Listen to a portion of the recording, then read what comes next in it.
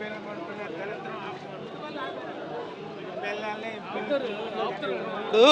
పరామర్శకే ఇంతమంది వస్తే రేపు పాదయాత్ర అంటున్నారు జగన్, మరి ఎట్లా ఉండిద్ది అంటావు? భారీగా వస్తారు సార్, భారీగా వస్తారు. సింహం నోటికి దొరుకుతాడు. ఈసారి ఎలక్షన్కి సింహం నోటికి దొరుకుతాడు. చంపేస్తాడు, అంతే. ఎలక్షన్లో చంపేస్తాడు. నాయకుల మొత్తాన్ని, టీడీపీ వాళ్ళ మొత్తాన్ని చంపేస్తాడు. చెప్తున్నాడు, చిటికేసి చెప్తున్నాడు. చిటికేసి ఏం చెప్తున్నాడు? 200 మందిని పోలీసులు, డిఎస్పీలని, ఎస్పీలని మార్చాడట. మార్చి ఆయనకు అనుకూలం వాళ్ళైనా పెట్టుకున్నాడు. వీళ్ళు జగన్మోహన్ రెడ్డి గారికి అనుకూలంగా పనిచేయట్లేదు. మరి ఇక్కడ సార్ ఇంట్లో బాంబులు వేశారంటే వీళ్ళంతా ఎక్కడ ఉన్నారు? అప్పుడు వీళ్ళంతా ఎక్కడ ఉన్నారు సార్? పెట్రోల్ బాంబులు వేసారంటే ఆ రోజు సారు మరి ఇంట్లో ఉన్నారు.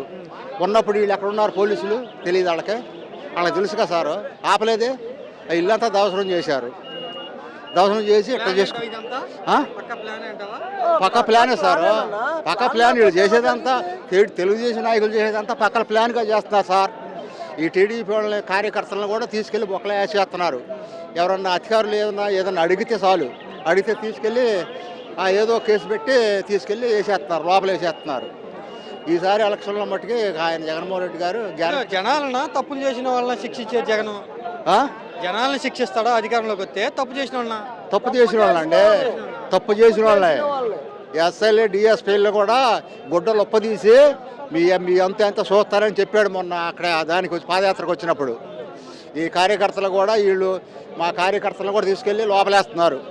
బాల్ గట్టిగా కొడితే ఎంత స్పీడ్గా లెగిస్తే అంత స్పీడ్గా లెగుతారు మా కార్యకర్తలు అని చెప్పాడు.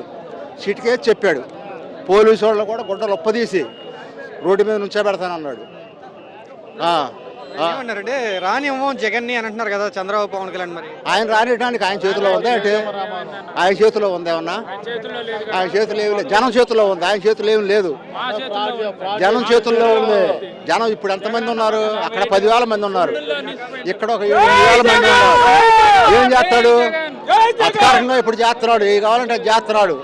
అది సమావేశం కాదు, అదేం మంచి పొరపాటు కాదు. అది జనం అంటే ఇప్పుడు జనం అంటే ప్రపంచం.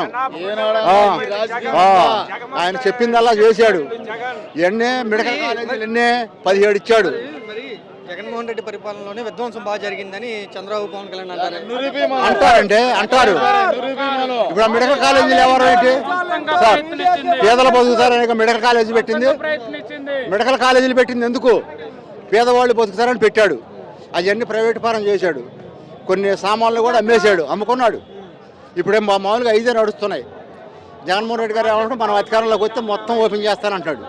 17 చేస్తానంటున్నాడు. పేదల కోసం చేస్తున్నాడు. ఆయన చేసేది పేదల కోసం.